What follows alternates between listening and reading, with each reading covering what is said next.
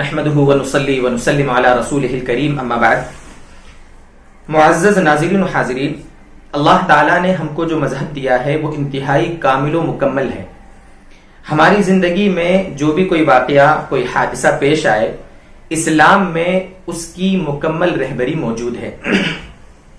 اسی سلسلے میں 26 دسمبر یعنی آج ہم ویڈیو ریکارڈ کر رہے ہیں، اس کے حساب سے کل 26 دسمبر کو بہت سے ملکوں میں سورج گرہن کا واقعہ پیش آنے والا ہے، جو معتبر اخبار کے مطابق تقریباً 2.25 گھنٹے رہے گا. یعنی 8:17 سے شروع ہوگا اور 10:57 تک یہ رہے گا، تقریباً 2 گھنٹے 40 منٹ تک. اور ہندوستان کے جنوب کے جو علاقے ہیں وہاں یہ مکمل نظر آئے گا، اور بقیہ دوسرے علاقوں میں بھی جزوی طور پر یہ نظر آئے گا، اور دوسرے ملکوں میں بھی یہ نظر آئے گا. دیکھیے، یہ سن 2019 کا سائنسدانوں کے مطابق آخری سورج گرہن ہے. اور یہ عجیب بات ہے کہ ہماری زندگی میں جو واقعات پیش آتے ہیں، بہت سے واقعات تو وہ ہوتے ہیں کہ جو خود ہمارے نبی صلی اللہ علیہ وسلم کی زندگی میں پیش آ چکے ہوتے ہیں، اور بہت سے واقعات وہ ہوتے ہیں کہ جن میں قرآن و حدیث کی روشنی میں علماء اس مسئلے کا حل نکالتے ہیں، اور وہ واقعہ اللہ کے نبی صلی اللہ علیہ وسلم کی زندگی میں پیش آیا ہوا نہیں ہوتا ہے.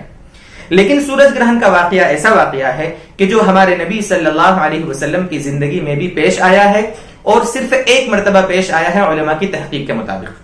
اور وہ واقعہ تب پیش آیا تھا جس وقت ہمارے اور آپ کے آقا سرکار دو عالم صلی اللہ علیہ وسلم کے ایک بیٹے تھے جو حضرت ماریہ قبطیہ رضی اللہ عنہا کے بطن سے تھے. ان کا نام تھا ابراہیم. ان کی وفات جس دن ہوئی تھی سن 10 ہجری میں، اسی دن اتفاق سے اللہ کی طرف سے یہ ہوا تھا کہ سورج کو گرہن لگا تھا. اب زمانے جاہلیت میں جیسا کہ سورج گرہن اور چاند گرہن کے متعلق جو بہت ساری باتیں رائج تھی، تو لوگوں نے یہی کہا کہ دیکھیے نبی اکرم صلی اللہ علیہ وسلم کا بیٹا آج وفات پایا ہے، اسی لیے سورج کو گرہن لگا ہے. نبی کریم صلی اللہ علیہ وسلم انتہائی مغموم تھے. یقیناً اپنے لخت جگر کی وفات پر کسی بھی انسان کو ایک غم ہونا فطری بات ہے. نبی اکرم صلی اللہ علیہ وسلم کو غم اور مغموم ہونے کے باوجود آپ صلی اللہ علیہ وسلم نے لوگوں کی غلط فہمی کو دور کرنا مناسب سمجھا، اور نبی اکرم صلی اللہ علیہ وسلم نے فرمایا کئی روایتوں میں، بخاری مسلم شریف کی روایت ہے، میں آپ کے سامنے اس کو پیش کر رہا ہوں. اللہ کے نبی صلی اللہ علیہ وسلم فرماتے ہیں کہ ان الشمس والقمر لا يخسفان لموت احد ولا لحياته. بعض روایتوں میں ہے لا ينكسفان لموت احد ولا لحياته ولكنهما آیتان من آیات الله فاذا رأيتموهما فصلوا. بعض روایتوں میں ہے فقوموا فصلوا. الگ الگ الفاظ ہیں. یعنی اس روایت کا مطلب یہ ہے کہ سورج اور چاند کسی کے مرنے، کسی کے جینے سے سورج اور چاند کو گرہن نہیں لگتا، بلکہ یہ اللہ تبارک و تعالی کی نشانیوں میں سے بڑی نشانیاں ہیں. جب تم یہ دیکھو تو کھڑے ہو جایا کرو اور نماز پڑھا کرو. بعض روایتوں میں یہ بھی ہے ذکر کیا کرو، استغفار کیا کرو، عذاب قبر سے پناہ مانگنے کی بھی بات ہے، صدقہ کرنے کا بھی ذکر ملتا ہے. اس لیے سب سے پہلی بات تو یہ ہے کہ اگر اس قسم کا واقعہ پیش آئے یعنی سورج گرہن کا، تو ہمیں فوراً اللہ تعالی کی طرف رجوع ہونا ہے. بلکہ کوئی بھی حادثہ، زلزلہ آ جائے یا اور کوئی بھی آندھی طوفان سخت پیش آ جائے، تو نماز کی طرف رجوع ہونے کی ہمیں ترغیب ہے. تو اس میں بھی ہمیں اللہ تبارک و تعالیٰ کی طرف رجوع ہونا ہے. سب سے پہلا کام تو ہمیں یہ کرنا ہے. اللہ تعالیٰ کی طرف رجوع ہے، نماز ہے، ذکر ہے، تسبیح ہے، تلاوت ہے، استغفار ہے، ان کا ہمیں اہتمام کرنا ہے. نبی کریم صلی اللہ علیہ وسلم نے جب یہ واقعہ پیش آیا تھا تو 2 رکعت نماز آپ صلی اللہ علیہ وسلم نے پڑھائی تھی جماعت کے ساتھ. اس لیے یہ علماء کے نزدیک، اکثر علماء کے نزدیک سنت مؤکدہ ہے. اکثر علماء کے نزدیک، بعض علماء نے تو سورج گرہن کی نماز کو واجب تک قرار دیا ہے، لیکن معتدل علماء کی رائے کے مطابق یہ سنت مؤکدہ ہے. اور یہ ایسی سنت ہے کہ جس کو آج کے زمانے میں ہمارے بہت سارے مسلمان جانتے بھی نہیں ہیں اور نہ اس پر عمل کرنے کی کوشش کرتے ہیں. تو پہلی تو درخواست یہ ہے دوستو بزرگوں کہ ہم جو ہمارے ائمہ ہیں، ہمارے بزرگان ہیں، ہمارے جو ذمہ داران ہیں، وہ کوشش کریں کہ آئندہ کل یعنی کہ 26 دسمبر کو ہم سورج گرہن کی نماز کا اہتمام کریں. جہاں عید کی نماز ہم پڑھتے ہیں وہاں پڑھیں بہتر ہے، یا شہر کی جامع مسجد ہے جہاں عید کی نماز ہوتی ہے وہاں پڑھ لی جائے، جماعت سے نماز پڑھی جائے گی، 2 رکعت نماز پڑھی جائے گی، کم سے کم زیادہ پڑھے تو بھی گنجائش ہے۔ یہ نماز، اس نماز کے لیے کوئی اذان نہیں کہی جائے گی، اقامت نہیں کہی جائے گی۔ نماز میں سرن تلاوت کی جائے گی امام اعظم ابو حنیفہ رحمۃ اللہ علیہ کے مذہب کے مطابق، البتہ صاحبین نے اجازت دی ہے کہ اس میں جہرن تلاوت کی جائے، اگر کوئی جہرن تلاوت کرتا ہے تو اس کی بھی گنجائش ہے۔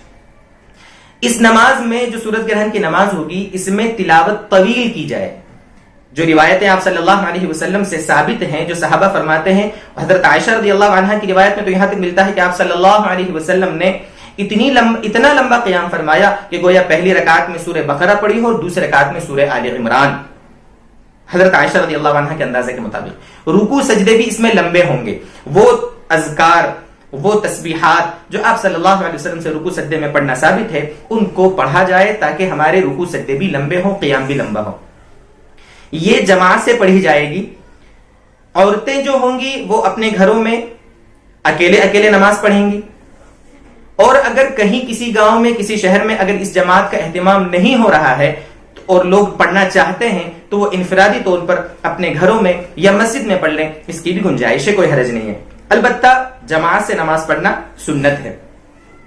اگر کوئی نماز پڑھے ہی نہ، ویسے ہی صرف استغفار، تسبیح، ذکر، تلاوت وغیرہ میں مصروف ہو تو بھی حرج نہیں، البتہ نماز پڑھنا بہتر ہے۔ جو عورتیں ناپاکی کے حالت میں ہوں وہ صرف ذکر تسبیحات پڑھیں گی، جیسا فرض نمازیں ان کے لیے پڑھنا جائز نہیں ہے تو وہ یہ نماز بھی نہیں پڑھیں گی، اس کا دھیان رکھنا ہے۔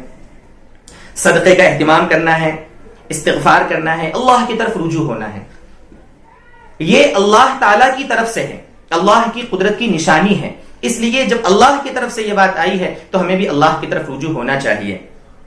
اور دوستو بزرگوں، ایک انتہائی اہم بات، بہت سے لوگوں نے زمانے جاہلیت میں جیسے سورج گرہن اور چاند گرہن کے بارے میں توہمات اور اندھ وشواس پال رکھے تھے، آج کے زمانے میں بھی ہمارے معاشرے نے خاص طور سے غیر مسلموں کے ساتھ رہن سہن کی وجہ سے یہ ہمارے سماج میں بھی یہ بات آ چکی ہے کہ اگر کسی کے پیٹ میں بچہ ہے، کوئی حاملہ عورت ہے، تو اس کو تعلیم دی جاتی ہے کہ سورج گرہن ہو تو کھلے آسمان کے نیچے مت جاؤ، چاند گرہن ہو تو کھلے آسمان کے نیچے مت جاؤ، کوئی کاٹنے والی جو چیز ہوتی ہے چھری چاقو ہاتھ میں مت لو، پیاز مت کاٹو، پھل مت کاٹو، یا سلائی کڑھائی سوئی کو ہاتھ میں مت لو۔ یہ سب چیزیں جو بتائی جاتی ہے نا، اور کہتے ہیں کہ ایسا کرنے سے اندر پیٹ میں بچے کا جو حمل ہے نا، بچہ پیٹ میں، اس کو نقصان ہوگا، بعض کہتے ہیں اس کا ہونٹ کٹ جائے گا اور بچے کو اندر خطرہ ہے وغیرہ وغیرہ، یہ سب اندھ وشواس پھیلایا ہوا ہے۔ بعض کہتے ہیں کہ جب سورج گرہن ہو، چاند گرہن ہو تو اس کو دیکھنے سے آنکھوں کی روشنی چلی جائے گی، یہ بھی لوگوں نے پھیلا رکھی ہے۔ یہ باتیں دوستو بزرگوں سب توہمات ہے، اندھ وشواس کی قبیل سے ہے، شریعت میں اس کی کوئی حقیقت نہیں ہے، کوئی حقیقت نہیں ہے۔